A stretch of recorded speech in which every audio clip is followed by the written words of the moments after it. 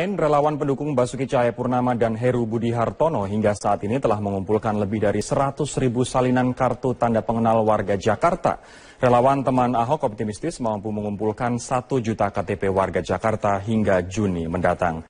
Koordinator teman Ahok Singgih Widyastono menjelaskan formulir Ahok dan Heru diterbitkan sejak 8 Maret lalu. Dan sampai hari ini salinan KTP warga Jakarta yang terkumpul sudah lebih dari 100.000. Perharinya teman Ahok mampu mengumpulkan rata-rata 10.000 salinan KTP warga Jakarta.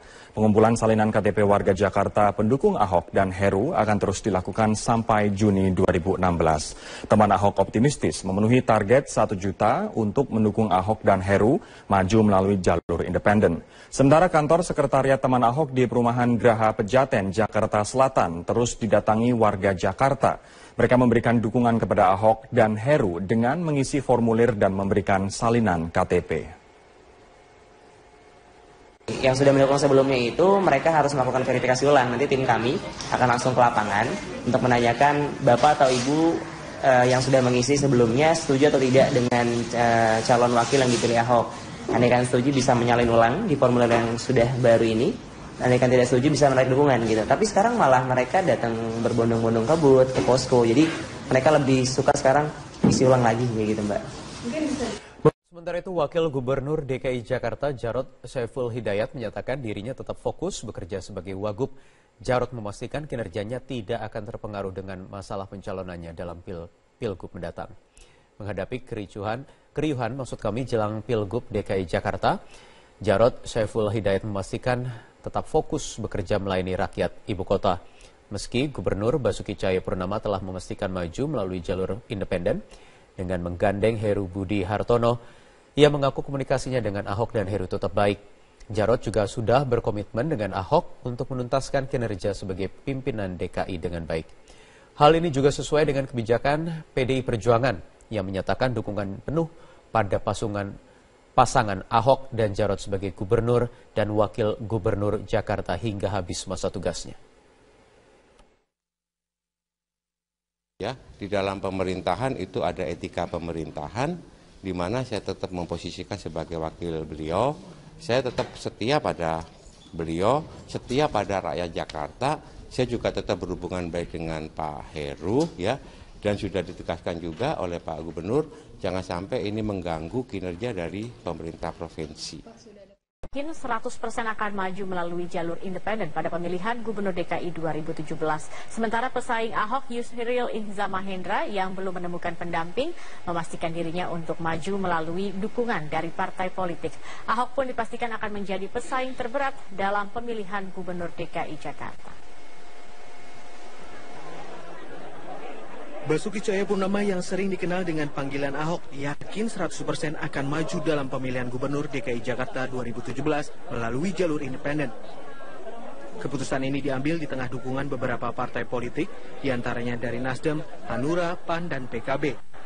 Meski demikian, Ahok tidak menolak dukungan tersebut, namun Ahok menyatakan tetap menghargai dukungan yang digerakkan oleh teman Ahok. Sama teman-teman partai, termasuk para relawan, silakan bekerja, tapi kumpul KTP hanya di teman Ahok supaya formulirnya nggak repot. Kalau kamu mau bekerja yang lain, partai mau dukung, mau kasih kaos macam-macam, silakan partai bergerak. Yang pasti aku nggak ada uang buat biaya ini. Jadi tugas saya adalah kerja. Nah, saya kerja sebaik secepat mungkin. Mereka juga kerja. Dia cari sumbangan, mereka ya urusan mereka, mau patungan, mau apa. Dan saya duduk manis kerja aja udah. Sementara pesaing Ahok Yusril Ihza Mahendra masih belum menentukan pasangannya untuk maju dalam Pilgub DKI mendatang. Saat ini dirinya masih melakukan pendekatan dengan para bakal calon lainnya yang juga ingin maju dalam bursa pemilihan. Yusril memastikan dirinya akan maju melalui dukungan partai politik. Mohon bersabar saja, oleh karena ini kan memerlukan satu negosiasi dengan partai-partai politik. Dan seperti apa pandangan mereka. Hari ini pun saya akan kembali melakukan negosiasi dengan rekan-rekan partai politik sehingga tiba saat nanti akan mengerucut siapa yang akan disepakati bersama untuk menjadi wakil. Selain Yusril, kandidat bakal calon gubernur DKI Jakarta lainnya, Hasnaini Muin, mengaku Ahok akan menjadi pesaing terberat dalam Pilgub DKI. Meski demikian, perempuan yang dijuluki sebagai wanita emas ini tetap percaya diri mencalonkan dirinya karena dari hasil survei lembaga Emrus Corner, nama Hasnaini mengungguli kepopuleran dari beberapa nama cagup lainnya. Tapi saya pribadi, saya ingin maju sebagai calon gubernur dari pihak partai, karena saya kalau maju tidak lewat partai, rasanya saya makan sayur tanpa garam gitu maksudnya. Keyakinan Ahok untuk maju melalui jalur independen tetap dipegang, meski tambahan kekuatan mungkin akan diperoleh dari partai politik. Jika Partai Nasdem, Hanura, PKB, dan PAN sudah memastikan dukungannya, maka dukungan Ahok di DPRD DKI Jakarta adalah sebesar 23 kursi. Dengan dukungan sebesar itu, Ahok sudah memenuhi syarat dan juga dapat maju melalui partai politik. Tim Liputan, Metro TV. Ketua DPR berencana menaikkan syarat dukungan minimal calon perseorangan dan angka yang dipatok pun tidak main-main, yaitu kisaran 10% hingga 20% dari DPT. Hal ini pun dinilai oleh sejumlah parpol sebagai upaya menjegal Ahok dalam Pilgub DKI.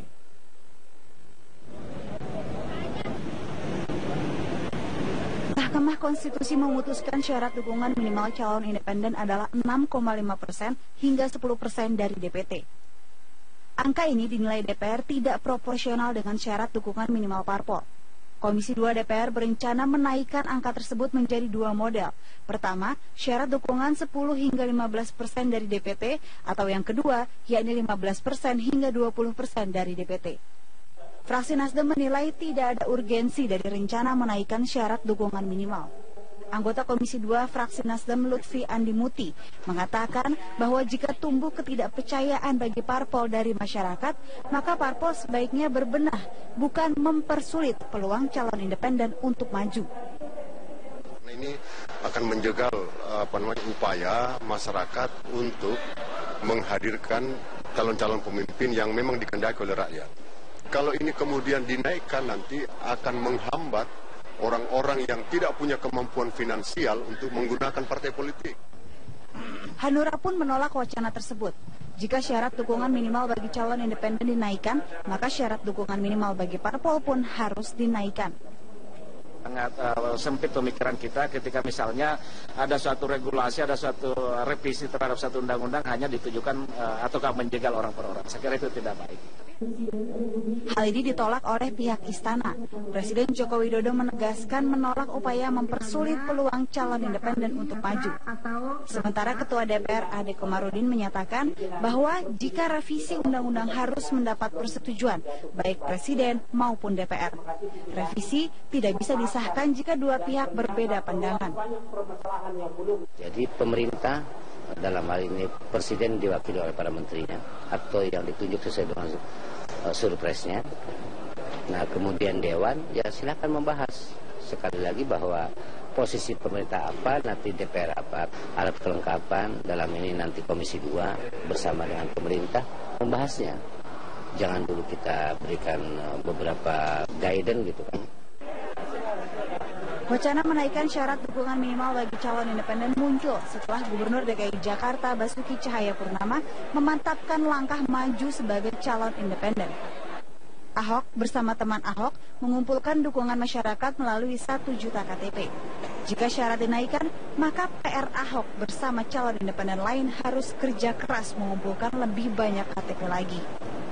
Dari Jakarta, Jessica Wower, Irfan Januari, Metro TV.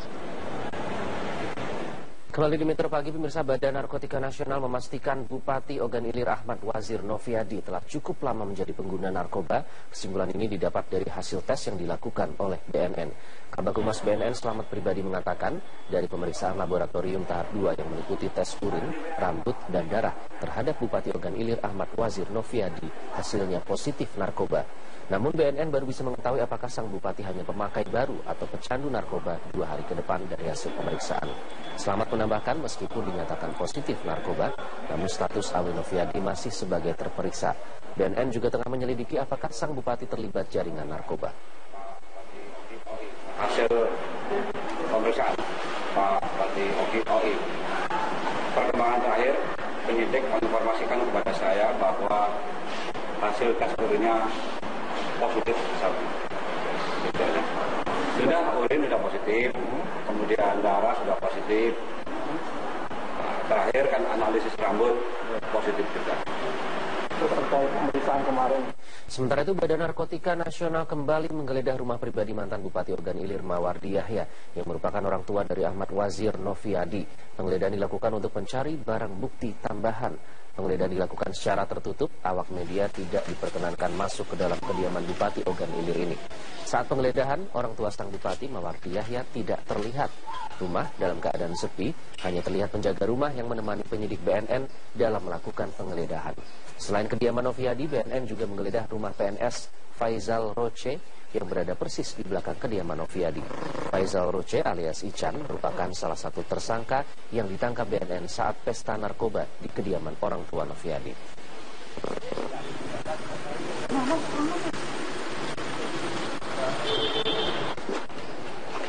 Menteri Dalam Negeri Cahyokumolo telah menandatangani surat pemberhentian atau pemecatan Ahmad Wazir Noviadi Mawardi alias Ovi dari jabatannya sebagai Bupati Ogan Ilir yang terbukti menggunakan narkotika. Sebagai dasar kami memberhentikan Budha Ormas menonaktifkan dan sudah ada mudah-mudahan besok sudah kita kirimkan. Kemudian wakilnya yang lain. Pemirsa, Badan Narkotika Nasional mengajak serta grup band Slang dalam kampanye melawan penyalahgunaan narkoba di Indonesia. Langkah ini diharapkan mampu memengaruhi anak muda untuk menghindari bahaya narkoba. Pada Kamis siang, grup band Slang mengunjungi kantor Badan Narkotika Nasional di Cawang, Jakarta Timur. Dalam kunjungannya, Slang menyampaikan kampanye memberantas narkoba. Kunjungan Slang kali ini juga dimeriahkan dengan acara akustik Slang di depan lobi gedung BNN. Kepala BNN, Komjen Pol Budi Waseso, menyatakan dukungan Slang dalam perang melawan narkoba menjadi langkah persuasif bagi masyarakat.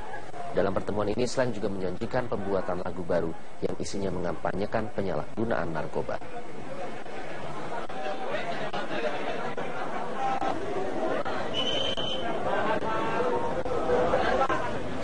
Informasi lain, pemirsa, wacana Komisi Pemberantasan Korupsi untuk memberikan sanksi bagi anggota DPR yang tidak disiplin memberikan laporan harta kekayaan penyelenggara negara atau LHKPN ditolak oleh sejumlah anggota Komisi Hukum DPR RI. Ketua Komisi 3 DPR Aziz Syamsuddin mengatakan alih-alih merevisi undang-undang atau membuat legislasi yang baru untuk memberikan sanksi, sebaiknya KPK lebih dulu memperbaharui data anggota DPR yang telah memberikan LHKPN. Sebab menurutnya terakhir kali para anggota diberikan surat edaran sekaligus formulir LHKPN adalah 1 tahun yang lalu. Sementara anggota Komisi 3 DPR, Sufmi Dasko Ahmad, menyatakan sebaiknya KPK lebih dulu melakukan sosialisasi terkait sanksi dan aturan yang akan diberlakukan tersebut. Anggota Mahkamah Kehormatan Dewan ini juga mengatakan sebaiknya LHKPN tidak dipublikasikan kepada publik. Sejauh ini KPK mencatat sebanyak lebih dari 300 orang anggota Dewan belum memperbaharui ataupun menyampaikan laporan harta kekayaan mereka. Saya nggak tahu ya ada sanksi apa enggak, saya nggak tahu. Yang penting saya laporan. Kalau nggak ada ya bagaimana sanksi? Harusnya ada nggak? Harusnya ada bang. Tanya dengan ini, dengan apa? KPK kan? Yang sebagai Komisi 3 menurut Abang perlu nggak sih direvisi? Tentu KPK punya penilaian dalam hal laporan LHKPN itu.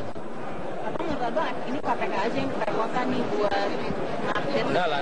Kan saya dengar juga ada yang beberapa sudah melaporkan tapi tidak terupdate di dalam website kan. Menurut saya udah cukup, tinggal kesadaran anggota sama sosialisasi dan persamaan persepsi itu aja.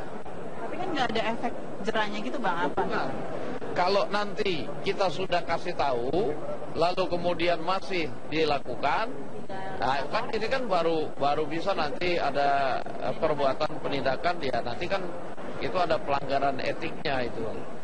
Kita beralih ke informasi lain, pemirsa. Mahkamah Kehormatan Dewan atau MKD mengingatkan agar anggota DPR secepatnya menyelesaikan kewajibannya melaporkan harta kekayaan penyelenggara negara atau LHKPN. Terkait dengan pengisian laporan LHKPN, MKD sudah proaktif ke pimpinan DPR agar mengirim surat ke KPK untuk meminta data-data atau nama anggota DPR yang belum menyerahkan LHKPN. Data-data anggota DPR KPK belum diterima oleh MKD, namun jika sampai awal masa sidang selanjutnya belum ada, MKD tetap akan mengirim surat edaran langsung ke bersangkutan dan bersifat himbauan agar tidak lupa menyerahkan LHKPN. BMKD mengingatkan kepada para anggota yang belum menyerahkan LHKPN agar secepatnya menyelesaikan kewajibannya, karena itu wajib secara undang-undang, agar tidak nanti kalau tidak dilaksanakan ketentuan undang-undang berarti kan melanggar etika.